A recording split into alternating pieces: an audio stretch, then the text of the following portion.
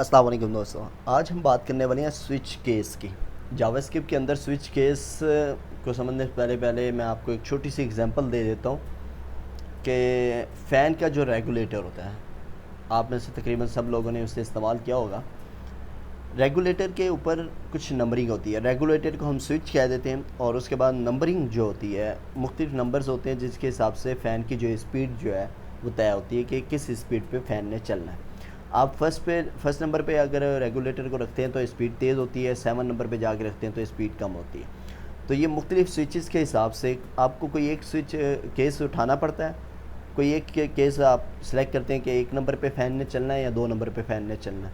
तो वो केस आपने सेलेक्ट कर लिया। उस केस पे जब जाते हैं तो उस केस के बाद क्या होता है, उसके मुताबिक, उस केस के मुताबिक आपके फ़ैन की जो स्पीड है वो सेट हो जाती है। इसी तरह जो हमारे पास प्रोग्रामिंग के अंदर स्विच केस होता है, इसमें भी यही होता है। आपने एक स्विच बनाया, स्विच के अंदर मुख्तलिफ केसेस रखती है और हर केस की अलग अलग स्टेटमेंट रख दी कि किस स्टेटमेंट ने एग्जीक्यूट होना है। जो यूज़र आके केस सेलेक्ट करेगा उस केस के मुताबिक हमारा जो स्टेटमेंट ऑफ ब्लॉक होगा, कोड का जो स्टेटमेंट होगा वो रन कर जाएगा। तो चलिए देखते हैं। ये सिंपल एक पहले मैंने HTML की एक फ़ाइल बना ली। आजकल अब जो है ना, यहाँ जितने भी हम लेक्चर आगे पढ़ेंगे उनमें हम जावास्क्रिप्ट जो फ़ाइल है वो हम अलहदा ही रखेंगे, ताकि हमें अलहदा से जावास्क्रिप्ट की फ़ाइल को ऐड करना और उस पर काम करना आना चाहिए। तो पहले हम करते थे हेड के अंदर, लेकिन अब अलहदा से हम जो है ना फ़ाइल बना के उस पर काम किया करेंगे। तो यहाँ से ये देखें, ये सिंपल एक कोड है, बेसिक स्ट्रक्चर है HTML का, और लास्ट में लाके मैंने स्क्रिप्ट का टैग लिख दिया और उसके साथ ये एक फ़ाइल अटैच कर दी है जो सेम फोल्डर के अंदर मौजूद है। यहाँ पे देखें switch.js। तो यहाँ पे ये switch.js ओपन है।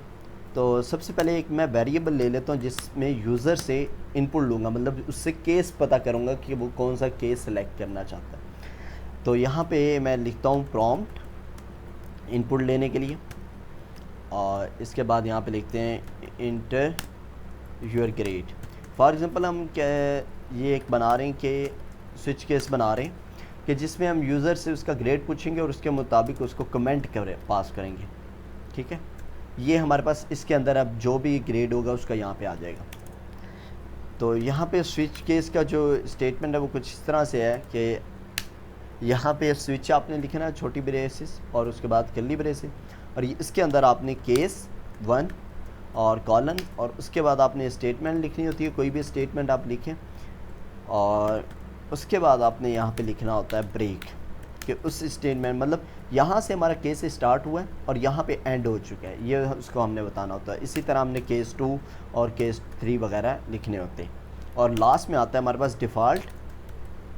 फॉर एग्ज़ाम्पल उसने कोई ऐसा केस सेलेक्ट कर लिया है जो हमारे पास एग्जिस्ट ही नहीं करता, मतलब ऐसी इनपुट दे दी है जो हमारे पास एग्जिस्ट ही नहीं करती यहाँ पे, तो फिर भी हमारा जो कोड में एरर आएगा वो डिफ़ॉल्ट के पास चला देगा और उसको मैसेज दे देगा, भाईजान आपने जो केस सेलेक्ट किया है वो हमारे पास मौजूद नहीं है।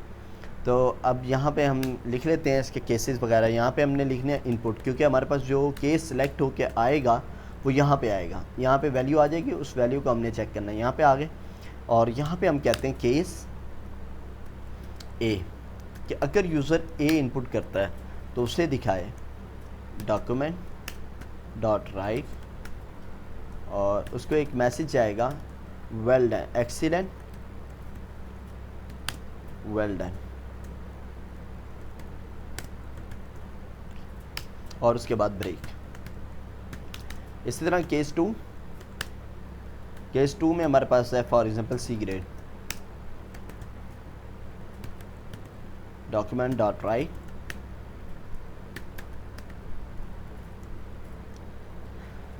यहाँ पे हम ले देते हैं आपको मज़ीद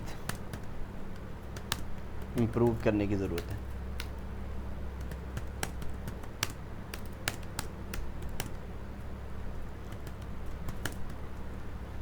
और इसके बाद डिफ़ॉल्ट केस होता है। डिफ़ॉल्ट में आके आपने लिखना है डॉक्यूमेंट डॉट राइट, और यहाँ पे कॉलन ग्रेड नॉट एग्जिस्ट।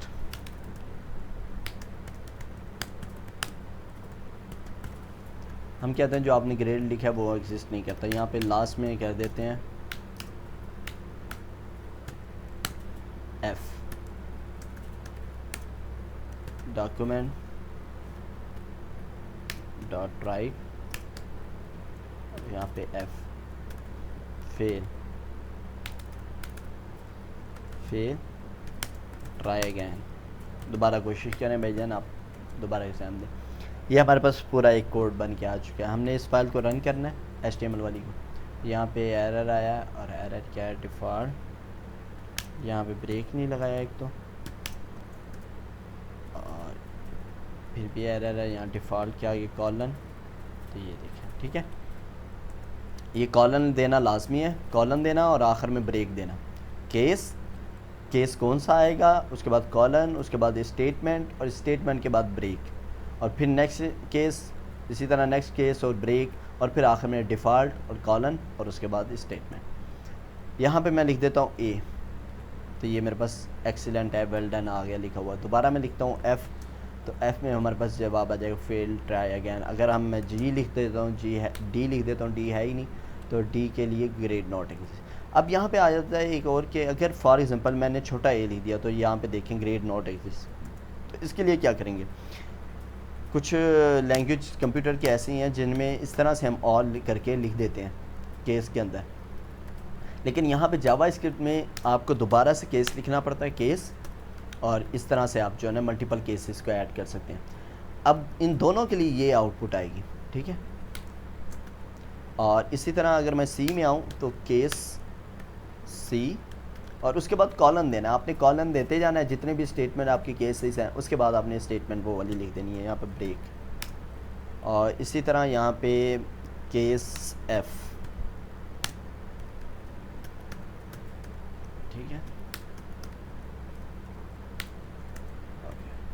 तो यहाँ पे देखें, अब मैं अगर छोटा ए लिखता हूँ तो तब भी मेरे पास जवाब आ रहा है, छोटा एफ़ लिखता हूँ तब भी जवाब आएगा, और अगर कोई और ग्रेड लिख देता हूँ तो जवाब नहीं आएगा।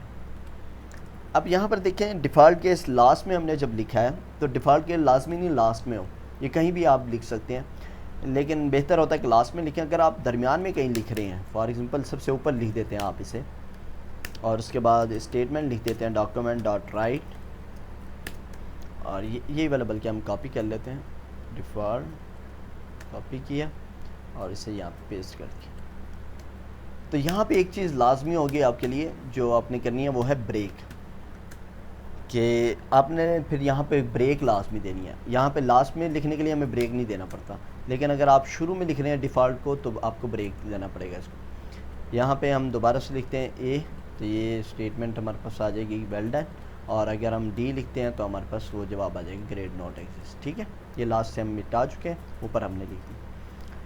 तो इस तरह से आप केसेस को अपने हिसाब से जैसे आप सेट करना चाहें। अब यहाँ पे एक और चीज़ होती है कि अगर अब हर केसेस के लिए हमने ये तो नहीं करना ना कि हर अल्फ़ाबेट को छोटा करते जाएं, तो इसके लिए यहाँ पे आप एक फ़ंक्शन होता है, वो फंक्शंस को हम बाद में पढ़ेंगे, टू लोअर केस, कि जो इनपुट आ रही है उसको पहले लोअर केस में कर दे, और उसके मुताबिक हम यहाँ पे कहेंगे सिर्फ लोअर केस को चेक करें, अल्फ़ाबेट बड़े वाले वो जो हम छोड़ देंगे। तो उम्मीद करता हूँ आपको स्विच केस के बारे में जो है जितने भी कन्फ्यूजन्स थी वो क्लियर हो चुकी होंगी, और अगर कोई फिर भी कन्फ्यूजन है, कोई बात पूछना चाहते हैं इस लेक्चर के हिसाब से, तो आप नीचे कमेंट करके भी पूछ सकते हैं, या फिर आप फेसबुक पेज पर मुझे मैसेज करके भी पूछ सकते हैं। अल्लाह हाफिज़, अस्सलामु अलैकुम।